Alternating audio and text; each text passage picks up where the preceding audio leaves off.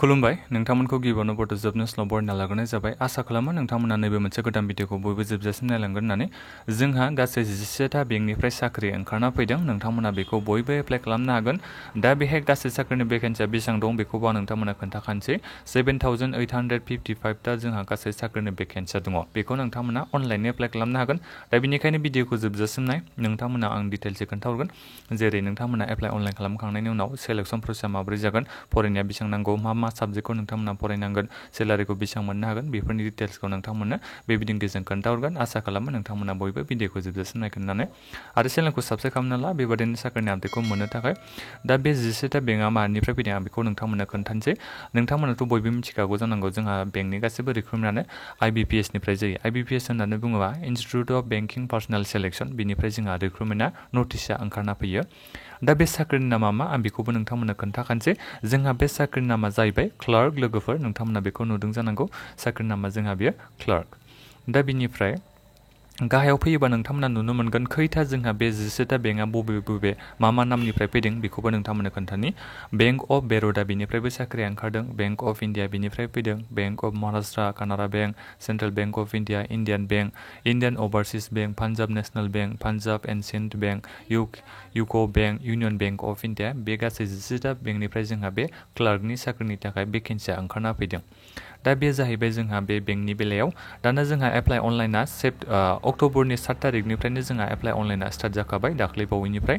दा बिनिफ्राय जोंहा अक्ट'बरनि 22 तारिखसिम जोंहा बे एप्लाइ अनलाइना थाहैगोननो। दा नोंथांमोना 22 अक्ट'बरनि सिगां बयबो एप्लाइ खालामबानो जाबाय। आरो बेजों लोगोसे जोंहा पेमेन्टनि डिटेल्सखौबो होदों। आं नोंथांमोननो उनावहाय खोन्थागोन बे पेमेन्टनि डिटेल्सखौ। दा एग्जामा माला जागोन बेखौ खोन्थादोंनो। प्रिलिमिनारि एग्जामा जोंहा जायखिजाया डिसेम्बर मासाव जागोननो। बिनिफ्राय जोंहा रिजाल्टखौ, बे प्रिलिमिनारि एग्जामनि रिजाल्टखौ डिसेम्बर मास नङाबा जानुवारियाव होनाय जागोन।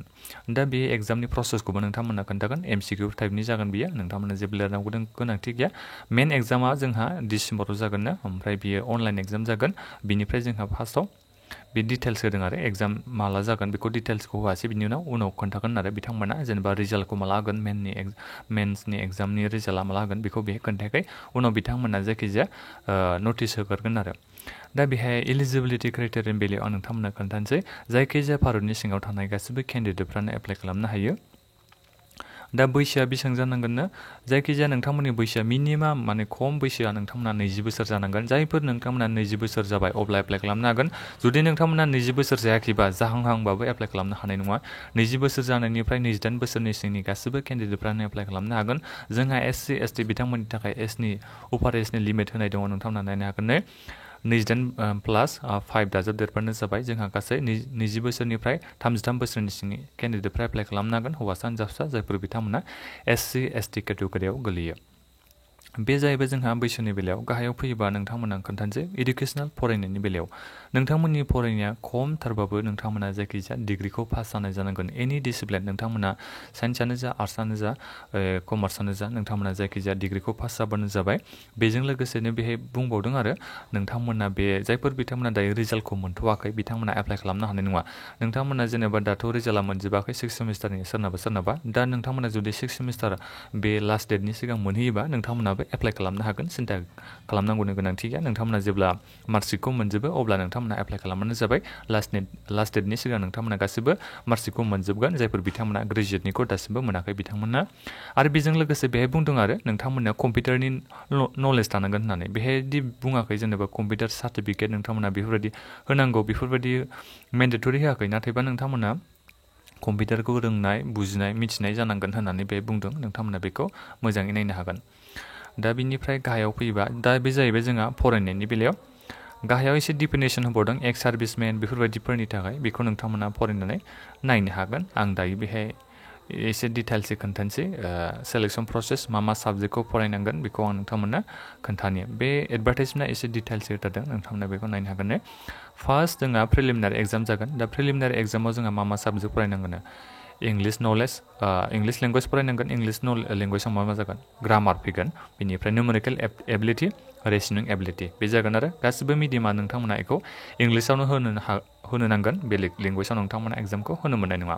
गासै कुइसना बेहाय 100टा थागोन। नोंथांमोना नायनो हागोन। गासै मार्क्सआबो 100टा थागोन। ओमफ्राय समखौ नोंथांमोना 1 घन्टा मोनगोन। 60 मिनिट्स नोंथांमोना एग्जामखौ होनो हागोन। दानिया नोंथांमोना मेन्स एग्जामाव मा साबजेक्टखौ फरायनांगोन बेखौबो खोन्थाखानोसै आं नोंथांमोननो। साबजेक्ट 1आव दं जेनेरेल फाइनान्सियेल एवारनेस, बेखौ नोंथांमोना फरायनांगोन। General English, रिजनिं ability, computer aptitude, ओमफ्राय क्वान्टिटेटिभ एप्टिट्युड, बेखौ नोंथांमोना साबजेक्ट मोनब्रैखौ फरायनांगोन। ओमफ्राय मिडियामा बे इंलिश।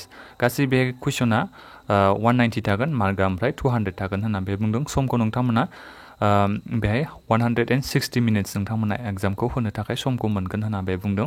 आरो बेजों लोगोसे नैबे नोंथांमोना मा लेंगुवेजाव होनो हागोन बेखौबो होबावदों, नोंथांमोना नायनो हागोन। नै जुदि आसामबा जोंनिया मायाव होनो मोनगोन ना, इंलिश, हिन्दी, एसामिस, जायखिजाया बे मोनथाम लेंगुवेजाव नोंथांमोना होनो हागोन। जोंहा नाथायबा बर'फोरनि थाखाय बेहाय लेंगुवेज गैया। जुदि बर' लेंगुवेजाव जों एग्जामखौ होनो मोननाय मोनबा एसे मोजां जागौमोन बे, नाथायबा दासिम जोङो बे चान्सखौ मोननो हायाखै। जायफोर आसामिस बिथांमोनासो बे एग्जामखौ गावसिनि रावाव होनो मोनगोन। दा बे जाहैबाय जोंना एग्जामनि डिटेल्सआ मा फरायनांगौ बिनि बागै आं नोंथांमोननो खोन्थाबाय।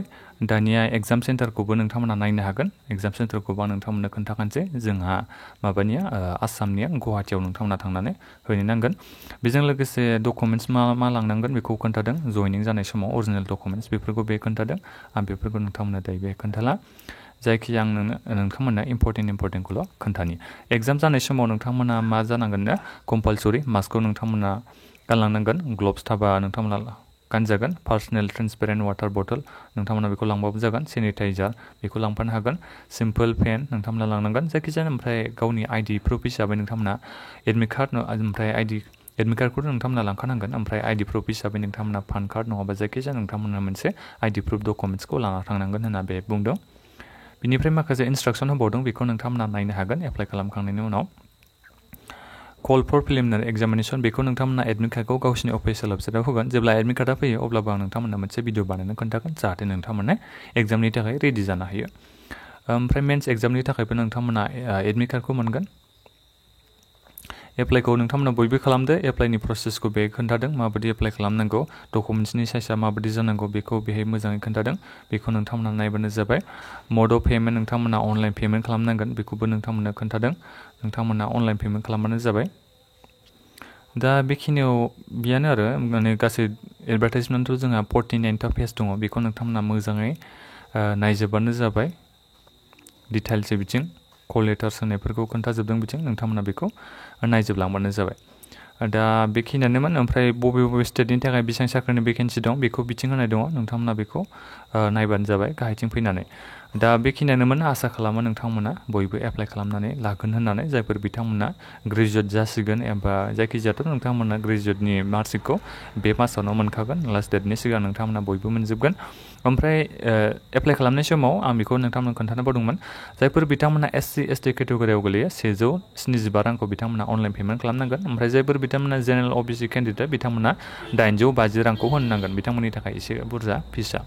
दा बेखिनियानोमोन। आसा खालामो एप्लाइ खालामगोन होननानै। भिडिअखौ नोंथांमोना मोजां मोनदोंबा लाइक खालामदो, चेनेलखौ साबस्क्राइब खालाम बेबायदिनो साख्रिनि आपडेटखौ मोननो थाखाय। आरो लोगोफोरनो भिडिअखौ नोंथांमोना शेयार खालामबानो जाबाय। माबाफोर सोंनांगौ दङबा भिडिअनि कमेन्ट बक्सआव नोंथांमोना कमेन्ट खालाम। गोजोन्थों।